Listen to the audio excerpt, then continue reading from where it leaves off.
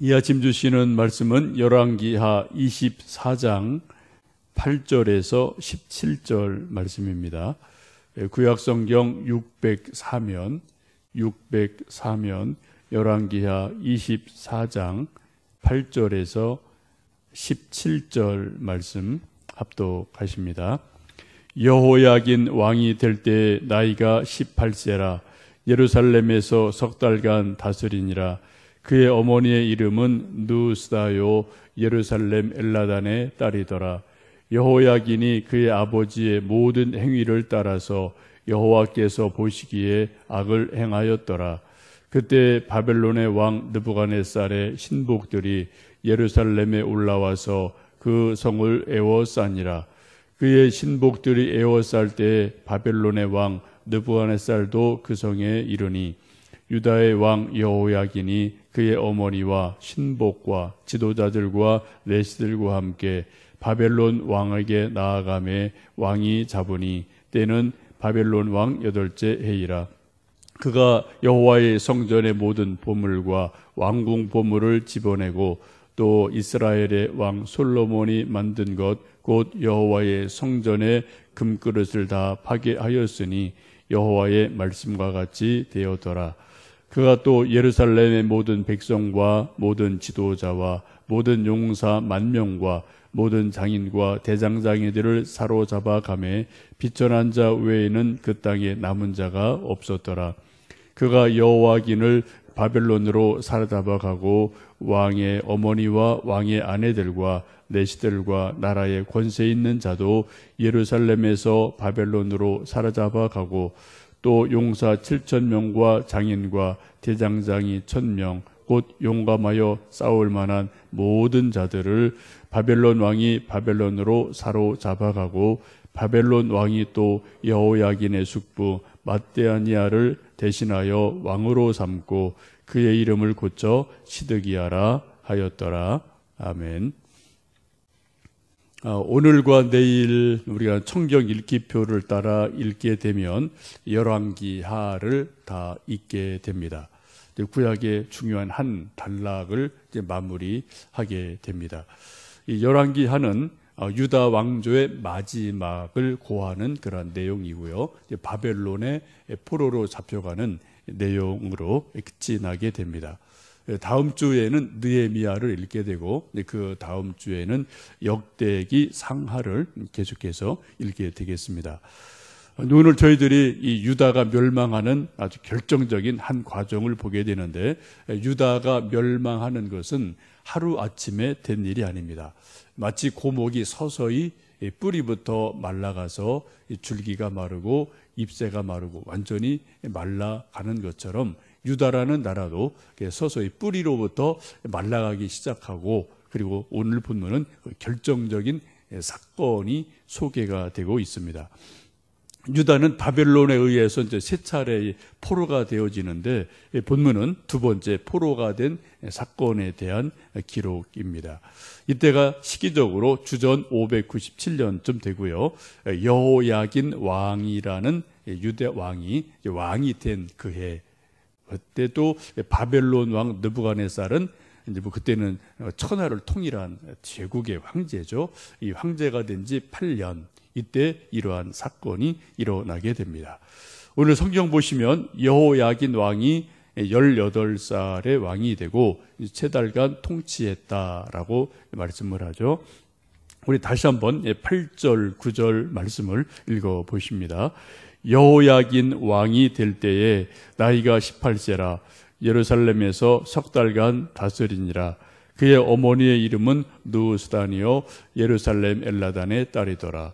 여호야긴이 그의 아버지의 모든 행위를 따라서 여호와께서 보시기에 악을 행하였더라 라고 말씀합니다. 이 18살이라면 우리나라식으로 이제 이해하면 조금 좀 곤란하죠. 지금 18살이면 뭐 고3 정도 되는데 이때는 저 수년 전이기 때문에 대략 20대 중후반쯤으로 보시면은 대략 요즘 나이와 비슷하게 될 것 같습니다.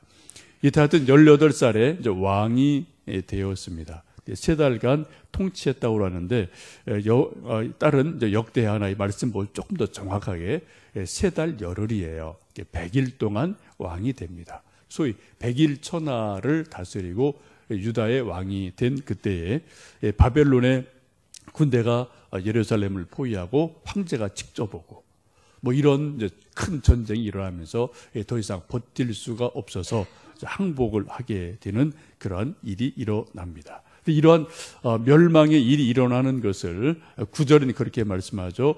여호야긴이 그의 아버지의 모든 행위를 따라서 여호와께서 보시기에 악을 행하였더라 라고 말씀합니다.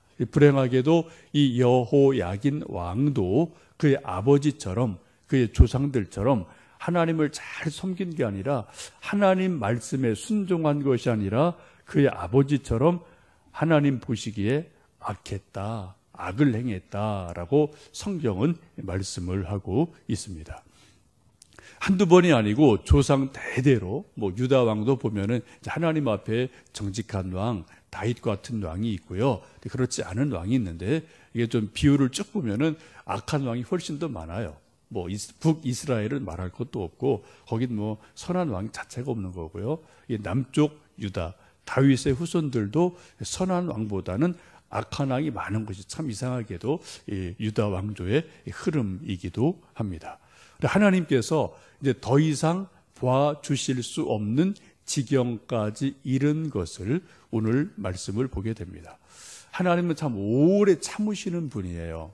그러나 하나님도 오래 참으시지만 하나님도 어떤 때가 되면 또 하나님의 일을 행하시는 일들이 있기에 매듭을 짓고 매듭을 짓는 일들이 성경을 보면 있게 됩니다.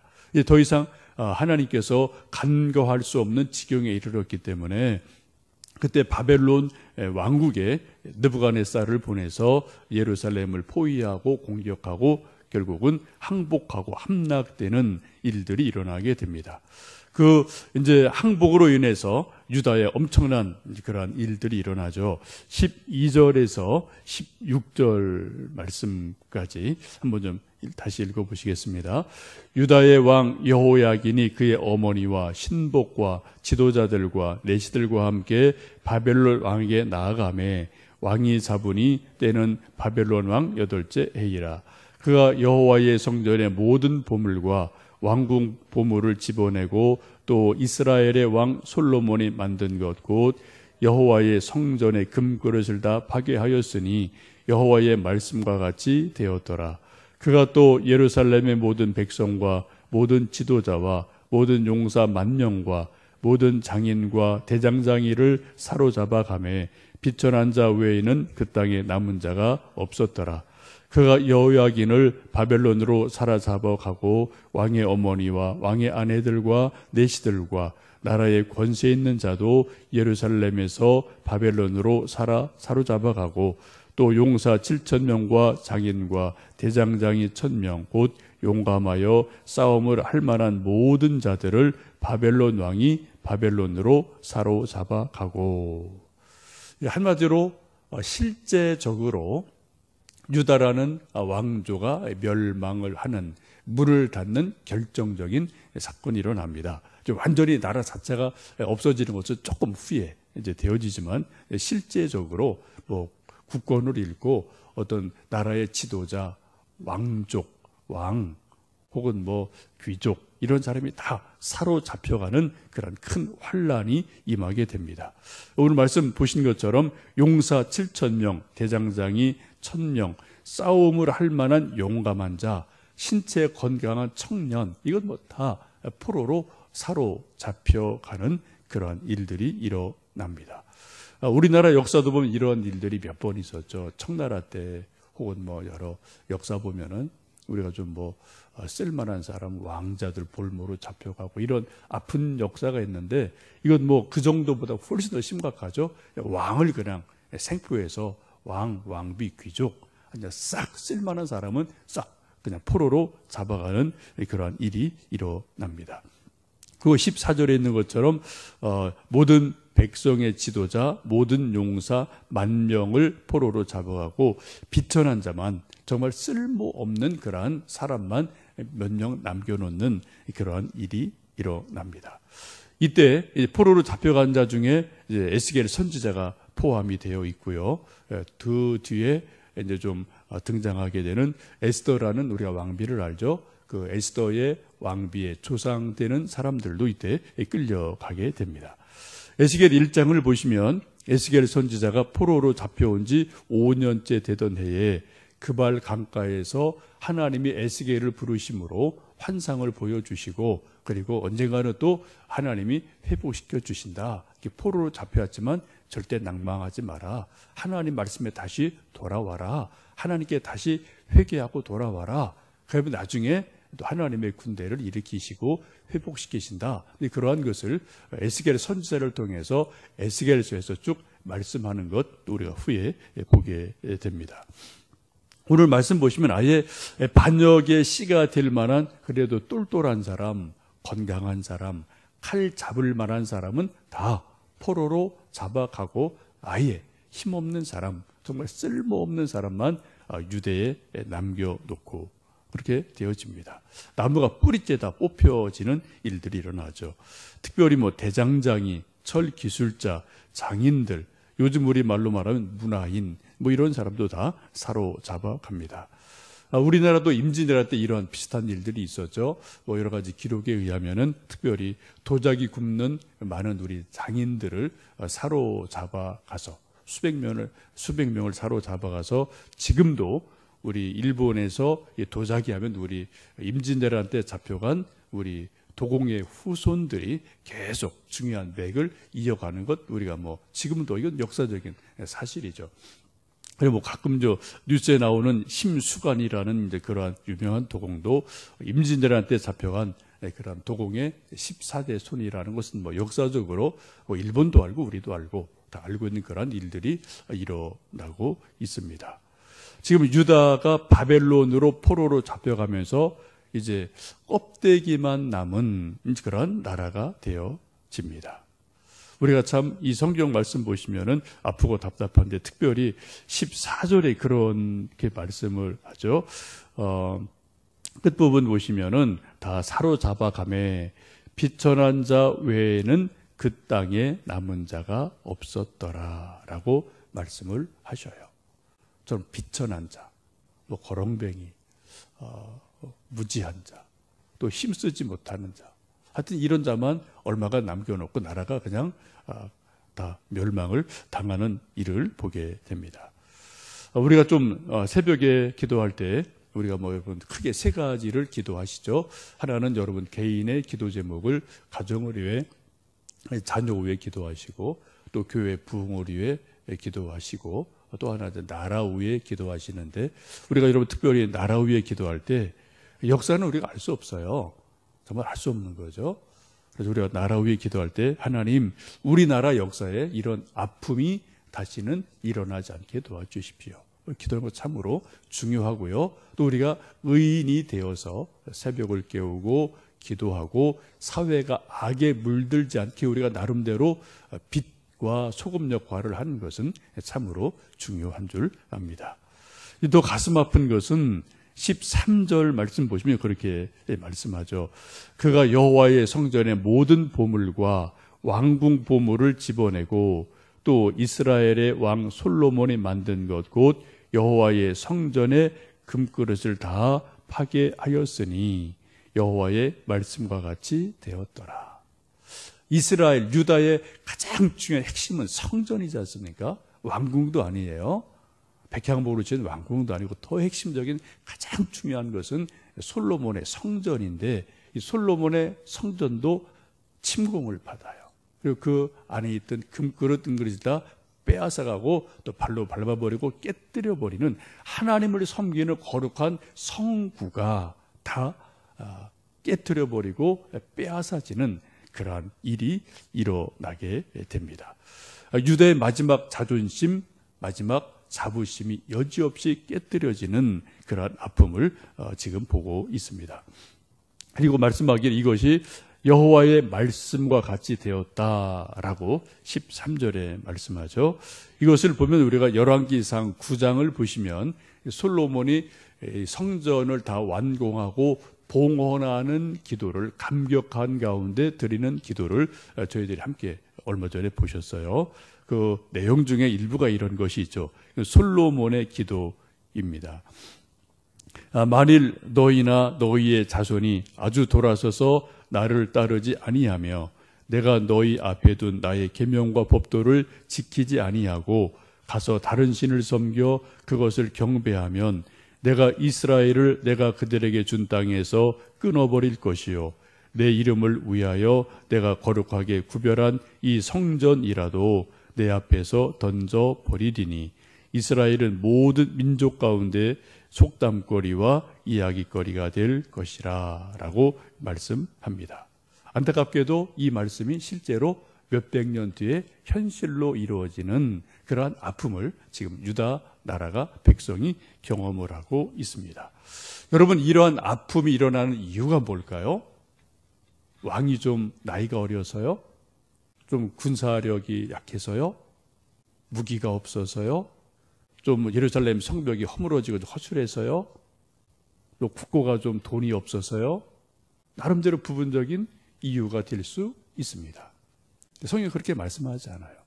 성경은 분명히 말씀하기를 이스라엘 백성이 왕이 여호와를 버렸다. 하나님의 말씀에 순종하지 않았다. 그렇기 때문에 이러한 멸망이, 이러한 아픔이 있다라고 분명하게 말씀합니다. 여러분, 성경 읽어보시면은 우리가 뭐 다 아는 거예요. 성경의 내용은 이런저런 많은 내용이 있는데 성경 내용을 한마디로 말씀드리면 아주 심플합니다. 뭡니까? 하나님 말씀대로 살아라. 하나님 말씀 순종해서 믿고 살아라. 하나님 정말 믿으면 성경이 하나님 말씀인 거 인정하고 말씀대로 한번 그대로 살아봐라. 순종해라. 그거예요. 하나님 말씀대로 순종하면 하나님이 책임져 주신다. 복 주신다. 하나님 어떻게 하든 뭐 해주신다. 이거예요. 반대로 하나님 말씀을 믿는다 하면서 순종하지 않으면은 하나님이 또 책임 안 지신다. 그래서 하나님이 또 징계하신다. 라고 분명하게 말씀하거든요. 성경 아주 심플합니다. 우리가 뭐 복잡하게 성령 공부가 이러고 저러고 뭐 제자 훈련이 이러고 저러고 말할 수 있는데 그건 뭐 그렇게 그건 제가 볼 때는 방법론은 중요하지 않아요.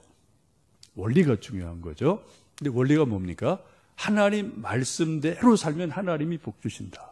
하나님이 책임져 주신다. 하나님 말씀대로 살지 않으면 하나님도 모른다. 마음대로 해라.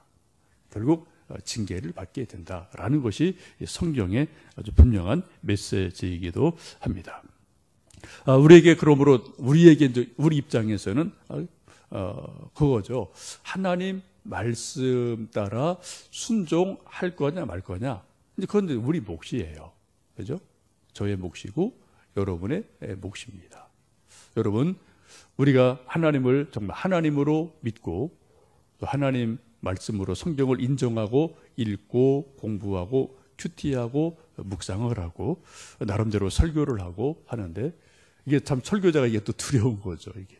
그래서 열심히 설교하고 말을 하면서 또 그렇게 사나. 이게 또 제가 뭐 늘 반성해야 되고 또 돌아보야 되는 그런 일이기도 한데 어쨌든 여러분 지금도 하나님은 살아 계십니다.